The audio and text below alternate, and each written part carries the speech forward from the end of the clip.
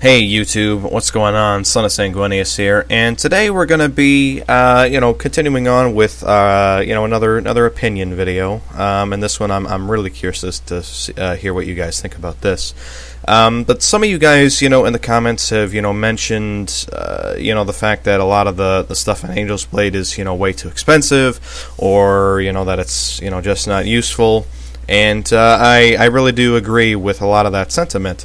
And it got me thinking, what exactly was the purpose of Angel's Blade? I suppose, it may not be appropriate to use past tense depending on where you stand on things. But, as I see it, there are really, three main ways, kind of, that I can look at Angel's Blade. On the one hand, I can see it as an update for Blood Angels, because, and I think in a lot of ways it is. Some new data sheets, some of them replacing, the old stuff, others, being added. We got, some new stuff as far as, formations and all that is concerned. But I can also kind of see it as a cash grab, as a lot of this stuff has been rehashed from Exterminatus.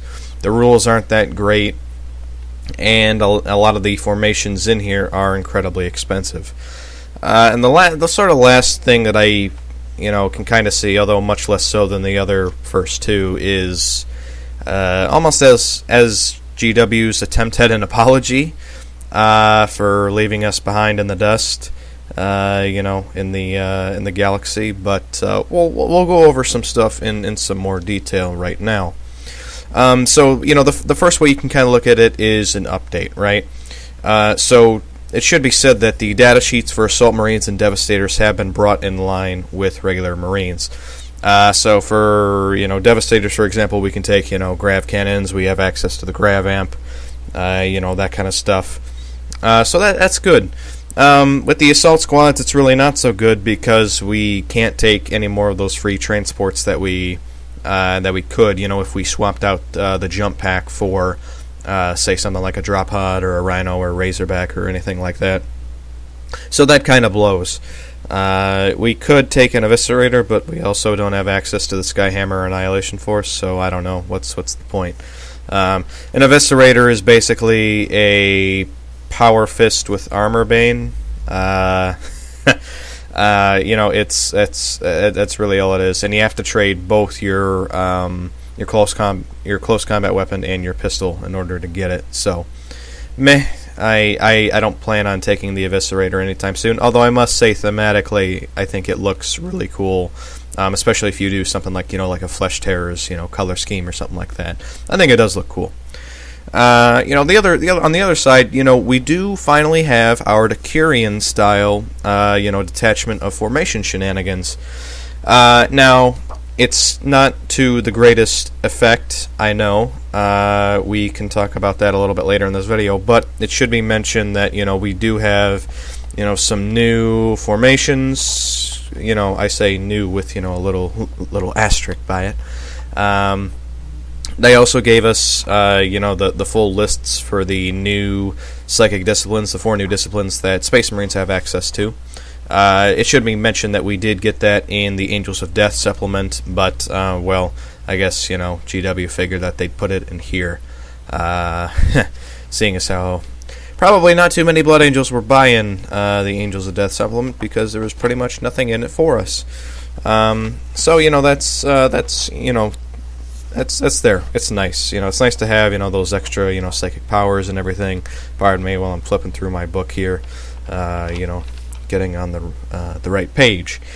So that's kind of how I see things, from an update perspective. We got new data sheets for Assault Marines and Devastators. They got brought in line, though Assault Marines are arguably worse off for it. We got our Decurion, style of, detachment information shenanigans going on. That's cool, admittedly to varying degrees of effectiveness, but it's cool. We got it nonetheless. And, we got, the psychic powers in here that we did get from Angels of Death, but it is nice that, we have it in, one of our books.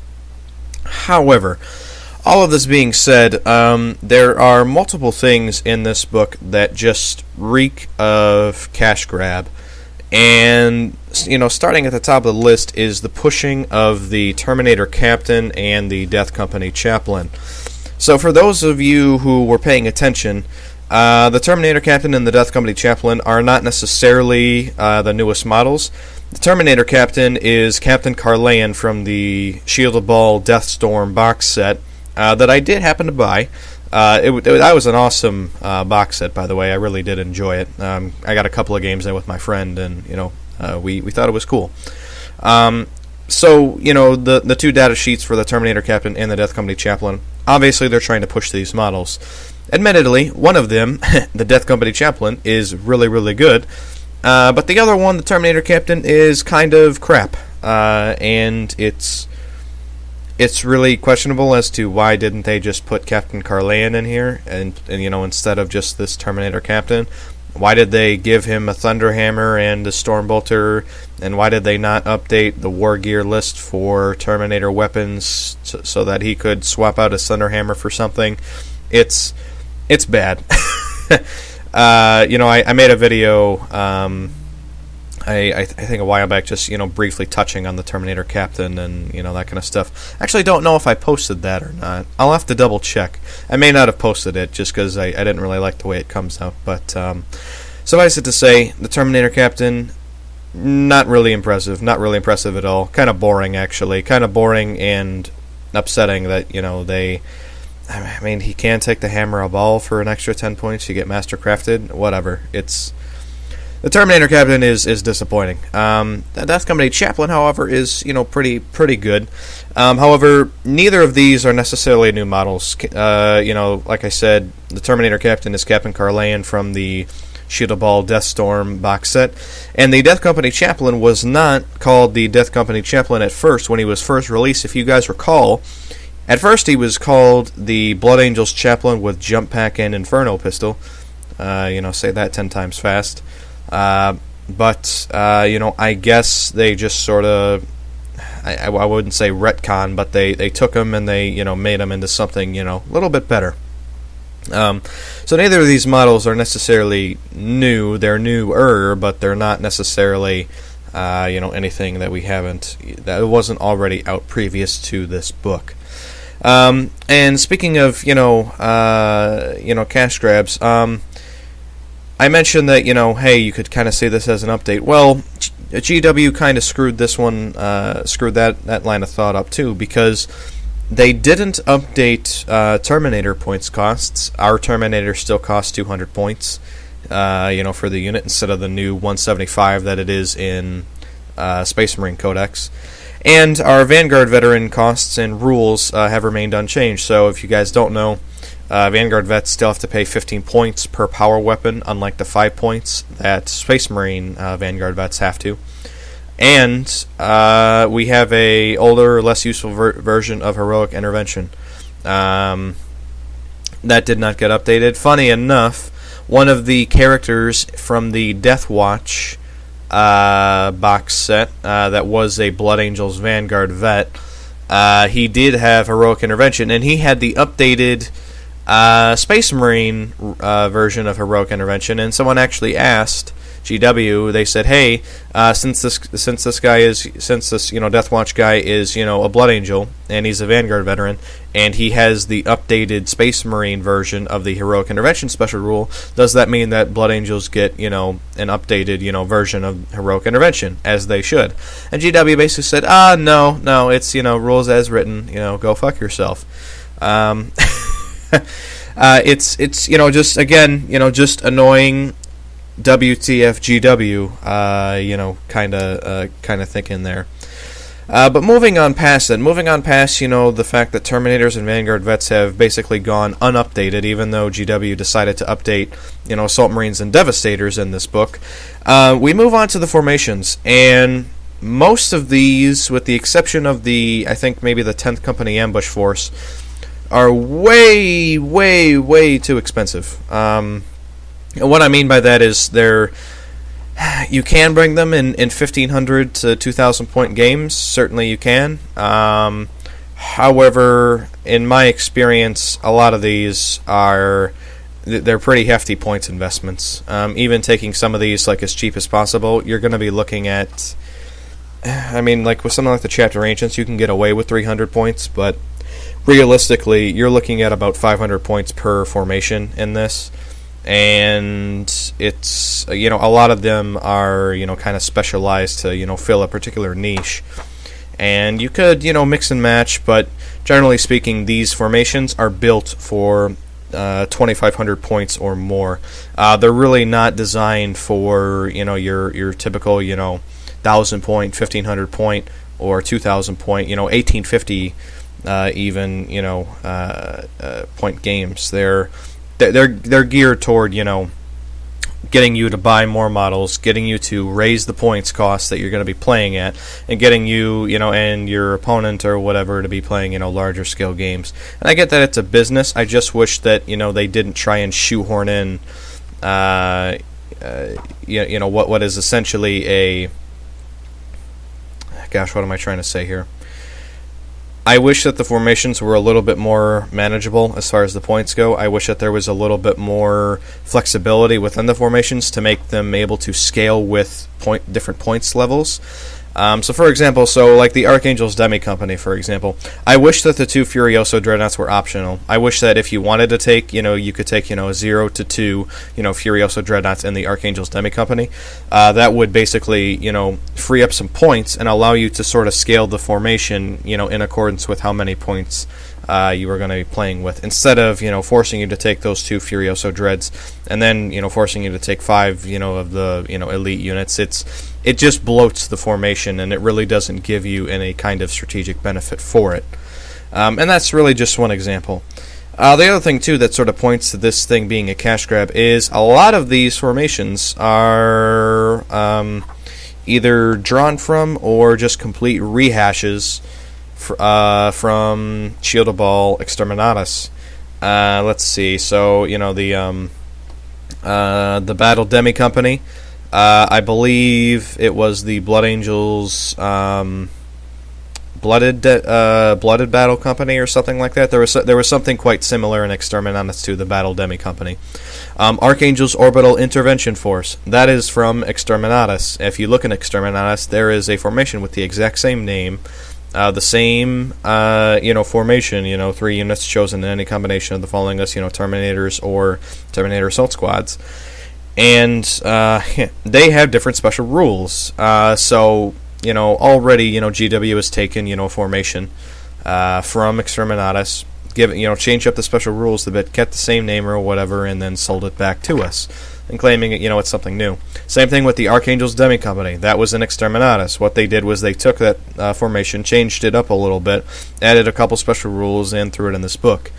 10th Company Ambush Force, I don't believe was in Exterminatus. I think that might be legitimately new. Death Company Strike Force, it is technically new, although there was a Strike Force Mortalis that was a Death Company-centric formation in Exterminatus that the Death Company Strike Force sort of takes a note from.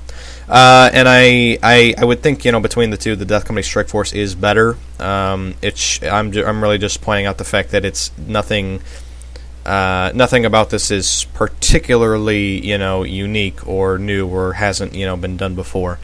The Golden Host, I think there's like some sort of apocalypse formation or whatever that's similar in some ways to the Golden Host, so that's not completely originally inspired either.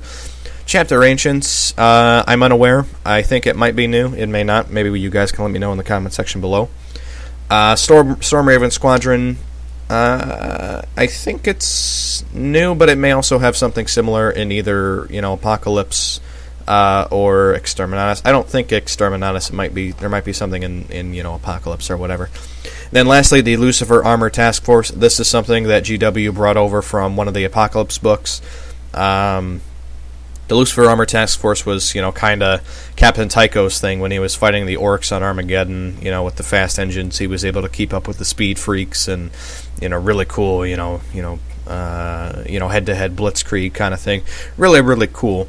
But just going through these formations, these things, are not necessarily unique. They're not necessarily they're not, inspired, from nothing. They're inspired by stuff that was in Exterminatus and stuff that was in. Sorry, losing my train of thought here. Anyway, you get what I'm trying to say. They're not, all original. So, with all that being said, I could see this in a third way. I could see this as GW's attempt at an apology. And, as I've said, before anyone says anything in the comments, this is sort of like the least likely thing I could see. But the reason why I can kind of see this as an apology is mainly the Death Company stuff that can be found in here. Because the Death Company stuff in this book is awesome. Even though, when you look at where it is in the book, it really does feel like an afterthought. I mean, it feels like, that they were printing these off, and then someone said, oh shit, we just realized that this book is complete shit. We gotta throw something in here that, will make this, redeemable in the eyes of our players. Because when you look at, like, where the Death Company stuff is, the forces of the Death Company that have, the relics and the warlord traits, the different detachment there, and, the tactical objectives, it's basically tucked away behind the Altar of War missions, behind the the new psychic disciplines, and behind basically every other formation in here. It's really like the last 4 pages of this book are ironically the best pages in this book. Frankly, if they would put this on the front at the beginning of the book, I think the reception of this book may be a bit better. But that's not what we got. Instead, we got treated to the oh so fabulous Blood Angels Battle Demi Company, and we all know how amazing that is. So the Death Company stuff is great, and like I said, it feels really weird the way that it's placed in the book. You would feel like this stuff would be placed like either alongside the rest of the Angel's Blade stuff, or perhaps ahead of it, because this is kind of it feels almost secondary, even though it's ironically the best thing in this book. So that's one thing. The other thing too, and this is just sort of taking a look at the lore for a minute. It does give Blood Angels the spotlight, however briefly, in the 13th Black Crusade. If you guys have been keeping up with the lore, there was some stuff going on in the Cryptis system with High Fleet Leviathan, on its way towards Baal. And basically, when the 13th Black Crusade hit or whatever, Commander Dante was like, well, we need to send, someone to deal with the Black Gate. So they sent Captain Aphael and the second company, Captain Carleon of the first company, and they also sent Astaroth the Grim and the fifth company to the Dionor system, I believe it's called. And it basically, talks about, what happened between the Blood Angels, Cult Mechanicus and Skitarii, and there may have been some Imperial Guard forces, although I think it was pretty much just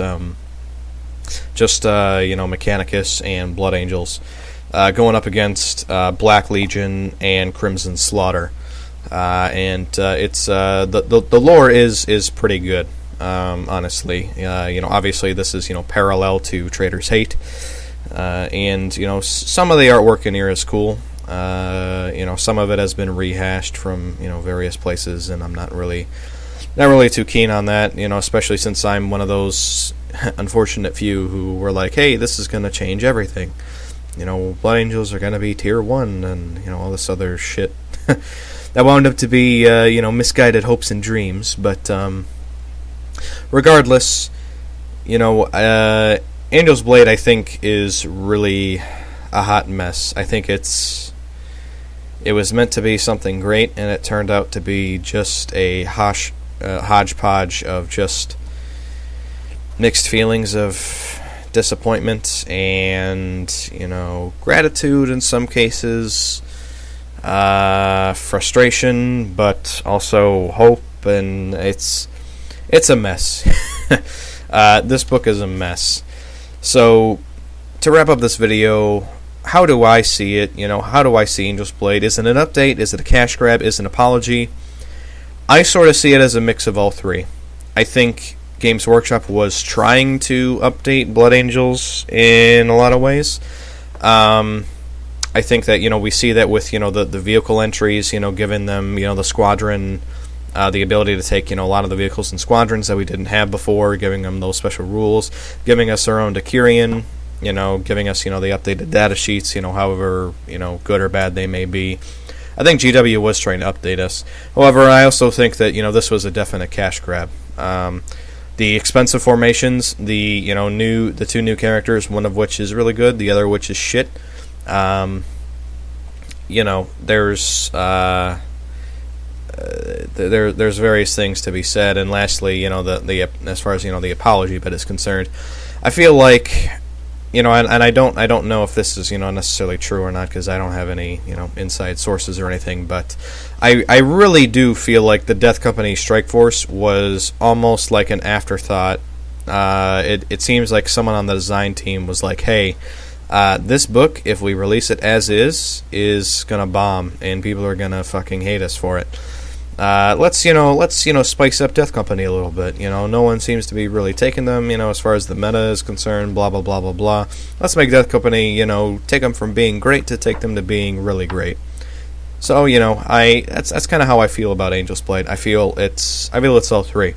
I feel it's kind of a half-baked update. I feel it's, you know, a half-baked update, a blatant cash grab, and an attempted apology, I feel like. As I said, you know, it's a mess. I feel like it's a mix of all three. Probably, you know, and I don't know. It's so weird. I don't think, you know, Games Workshop really had, like, any, you know, malicious intent or whatever. It's just GW has been an enigma as far as, you know, the rules for Blood Angels go. As soon as 7th edition started, because, you know, the codex was okay when it first came out, but then it just became horrendously out of date. This comes out, it brings us up to date, kind of, but then, you know, we're kind of, you know, back down, that we're, you know, sort of kicked back down again, with, you know, just the Angels of Death and, you know, all this other stuff. So anyway, this has been a very long-winded video. I'm curious to hear what you guys have to say about this. Do you guys see it as an update? Do you see it as a cash grab? Do you see it as an apology? Do you see it as something completely different? I'm really curious to hear your guys' opinions and thoughts on this. So anyway, that's all I have to say right now. Feel free to leave a comment down below. Feel free to like and subscribe, and I will see you guys in the next video.